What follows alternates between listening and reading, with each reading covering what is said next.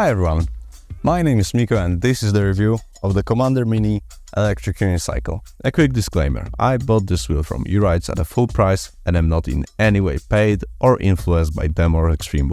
The shopping experience was overall great and the shipping time was actually a week faster than the one stated on the website. I am reviewing the 50S variant with the stock off-road tire, both of which I will touch upon later in the video.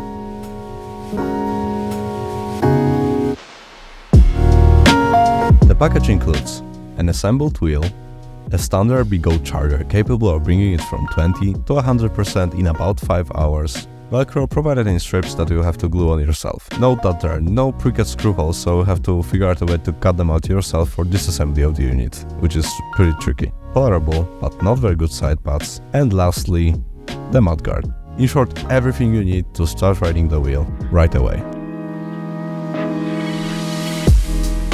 I have split the ride review into multiple parts, covering the different styles of riding: technical, cruising, high speed, seated, off-road, and racing. If you know me, you know this is one of my favorite parts about the EOCs. The pendulums at traffic lights, going on one leg backwards, or more recently, no legs. Coming from the MSP, I've had high hopes for this wheel. Although it's obviously less nimble than a 27kg Gotway, which is like in another class, it decently compares to the Patton and other similar suspension wheels. The Patton is easier to throw around because the center of weight is a bit lower. In contrary, the Mini Bull accelerates more easily. At the end of the day, it very much depends on the tire you choose, and the off-road one wasn't really great for that purpose. When actually riding the wheel at a cruising speed, which for me would be about 35 to 45 km per hour, you start to feel like it's getting lighter. Because of the 16-inch tire, it's really playful. I haven't had any wobbles at this speed, so I felt very safe. Frequently caught myself speeding up and slowing down as hard as I want, fully knowing that I have a ginormous reserve of power ahead of me. The pedals are comfortable and even longer rides never really bothered me.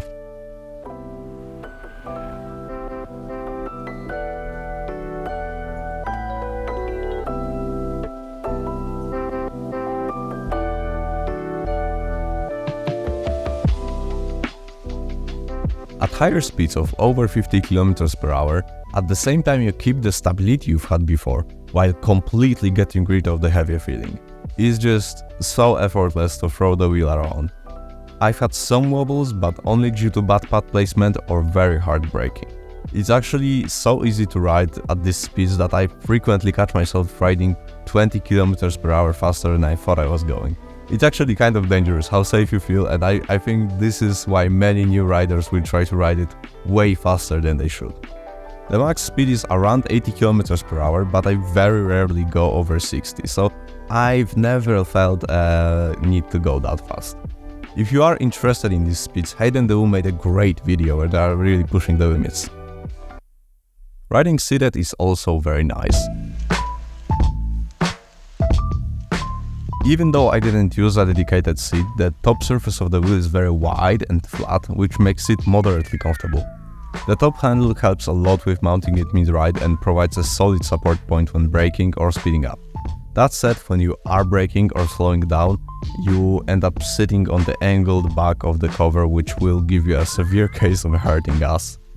Also, I've noticed that the electronics case bent a little bit over time. I'm pretty sure that that's because of seated riding, but that could also be the crashes.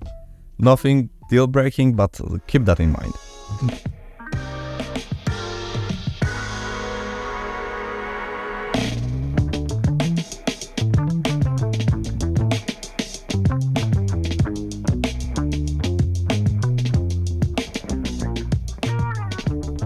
While riding off-road, I've never really felt like the Mini Bull lacked power. Both the 134 volts and the C38 motor make it more probable for the tire to slip than for you to over-torque the wheel. The higher center of mass requires some getting used to, but is definitely manageable. It handles pretty similarly to a Sherman Max. Pedals are a little low compared to the Patton, and I've had a pedal clip incident once where it caught onto a tree root. My only real problem with off-roading this wheel is the rebound speed.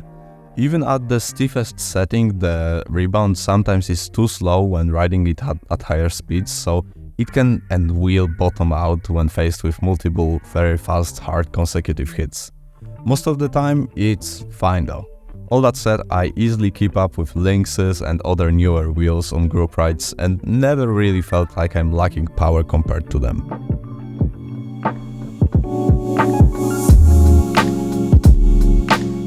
I left racing for last because I have the least experience with it and didn't have the chance to ride the Mini at its best with a street tire.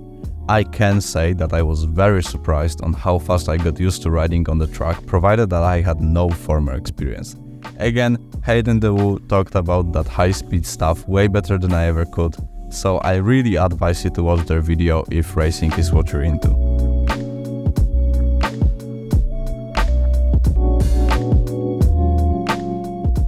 Look, I really wish to like the stock pads on this wheel, for the obvious reason of not wanting to buy or print new ones, which would either take me a lot of time or cost a bunch of money. The pads that come with this wheel look really cool. I love the ridges on the front and the bumper thingy on the back. The problem with the front ones is that they don't have a very large anchor, and so they unstick themselves with even very little pressure applied. The Velcro is not the best and it leaves a lot of playroom for the pads to shift around. When jumping, they gradually loosen and you have to stick them on again and again. Also, the fake leather material doesn't stick the best to the provided Velcro. Even when the pads do stay in place, they're just plain not comfortable. The mounting space on the sides is very limited, so you'll either have to buy a mounting plate or 3D print fairings to compensate for that. There is also some battery panel padding, which is supposed to prevent your shins from hurting from touching the sharply angled top. I'm here to report, it doesn't work at all. When riding on one leg, it strikes precisely the space on my leg where it hurts the most, and I will probably have to modify them to make them tolerably comfortable. It seems like they are designed to just bite into your leg, and without the additional padding that I will probably stick on, it's terrible when riding on one leg. But when you're riding cruising and stuff like that, it will live. The suspension is very different than anything I felt in other wheels I tried. I still don't know if I like it. You can technically control rebound with an easily accessible knob and the preload with a provided wrench, but even the max rebound and preload is sometimes too slow for me. For street riders and racers, amazing. It's set up to absorb impacts, so small curbs, bumps and stuff like that doesn't launch me off the ground like it does people with V14s or Pattons riding along. I personally find jumping and tricks very fun, so the fact that even when I try to land myself off the ground I fly lower than others, not even trying, bumps me out. So it's really like a suffering from success type of situation for me, where the suspension does its job too well to be fun.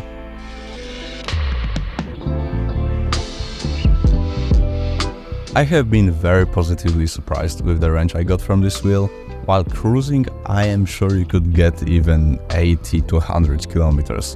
While riding a bit faster and frequently hitting speeds of over 50 kilometers per hour, you can expect 50 to 70 kilometers of range.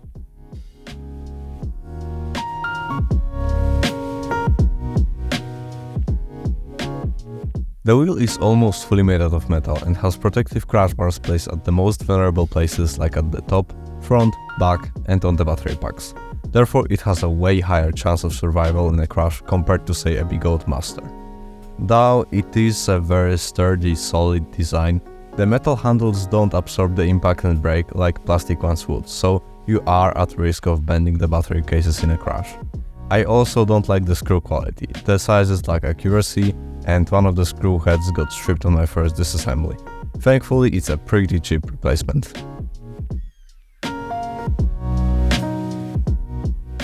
The front light is a wide, white and yellow colored rectangle. It has a sharp cutoff angle and is easily adjustable even mid-ride. It has 3 modes of operation: on, blinking and off. The lack of a floodlight makes it a terrible light for off-roading, but it's an acceptable one for street environments. The rear light only has a single mode of operation, and that's blinking. It's very bright and is about as complex as a bike lamp. No fancy turning or braking signals as seen on Liberkin wheels. I personally don't mind, but it did annoy me when I was walking with my wheel into shops or using it as a speaker. Again, it's very bright. I guess you could take it as a safety feature, but yeah, I don't know about that. That's kind of stretching it. The electronic compartment cover is made out of translucent plastic through which you can see some lights of the control boards. I think it looks kind of cheap, but I got used to it pretty quickly. At least it shows you if the wheel is powered on and probably helps with troubleshooting.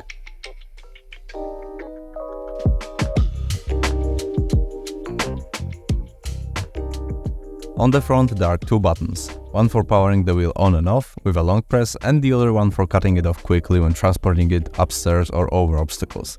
To enter or exit transport mode, you power the wheel on, press the power button 5 times while holding the cutoff button and then restart. These buttons feel great and have worked perfectly for me so far. The monochrome screen looks well made. It's hidden behind a transparent plastic protector integrated into the top cover.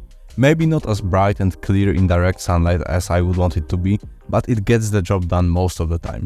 It shows the current speed, mode, the odometer and mainboard temperature. I was very annoyed with the lack of further settings like the ones found on Liberkin wheels. I think that there is well enough buttons to change, say, the ride mode. Doing everything from the app gets annoying very quickly, especially for a person like me who switches riding modes all the time.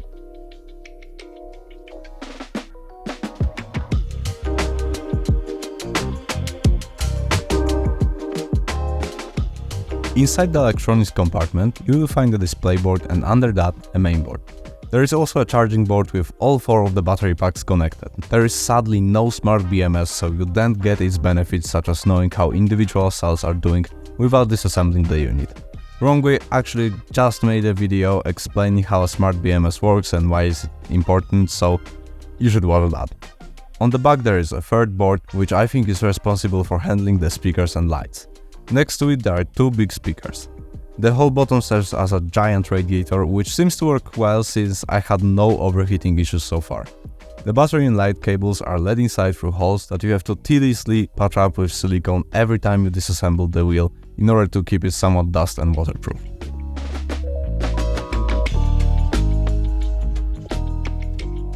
You can drop the pedal height by a little bit in order to improve the ride stability, sacrificing pedal clearance. You can also precisely adjust the pedal angle with 2 screws on the bottom, which is way better than the V14 design where you need shims to change it. Though the transparent plastic looks sketchy, it's been very comfortable and reliable for me so far. The pegs hold my feet very well even in wet conditions. The safety and durability of this pedal design is debatable, especially compared to the one found on Liberkin wheels, which has a double hinge. The 2 battery panels are each held by 4 screws to the main chassis and 4 to the suspension assembly, achieving a very solid, safe connection. The battery compartments are sealed with a metal cap from the top. I think they used to come with a gasket, but mine didn't have one, possibly to provide the moisture away to escape the inside. I've sealed it with silicone, but now regret it since I'm pretty sure that it's now impossible to open them up. The packs themselves are rolled in a plastic sleeve and do not carry any IP rating. Under the panels, you will find the suspension assembly. There is a great teardown of the shocks made by Rand Yeux guy. In short, they are very well protected from water and dust and overall well made. The shock is held to the motor with a solid machined aluminum block, which seems to have gone through some versions since the launch of this wheel. My unit doesn't have the lip dispersing the weight on the axle, rather it's held down by the 4 mounting screws.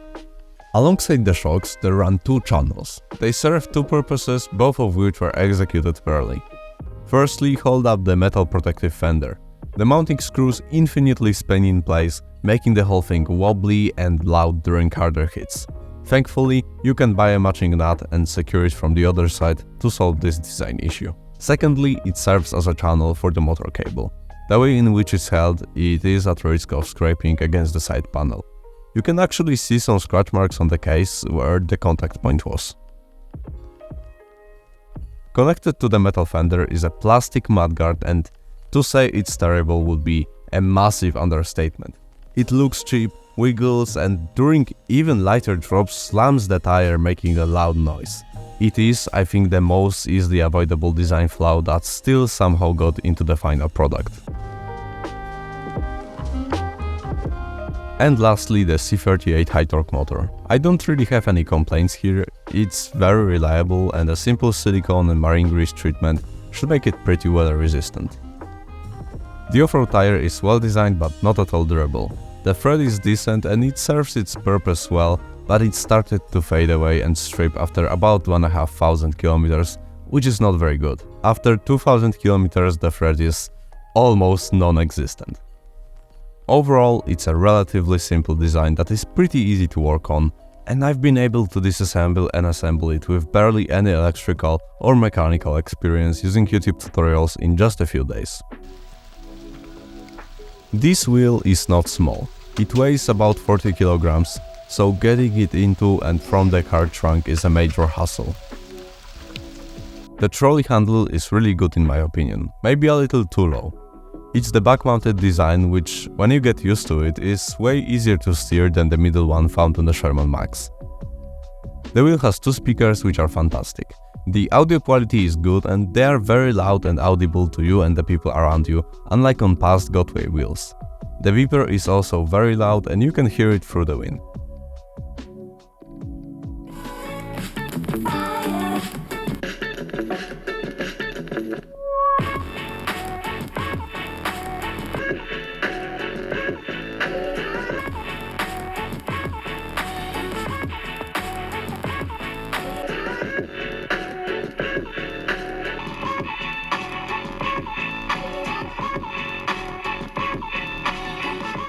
If you were to buy this wheel right now, it costs from $2,400 to $2,600 for the Samsung 50S battery variant that I got.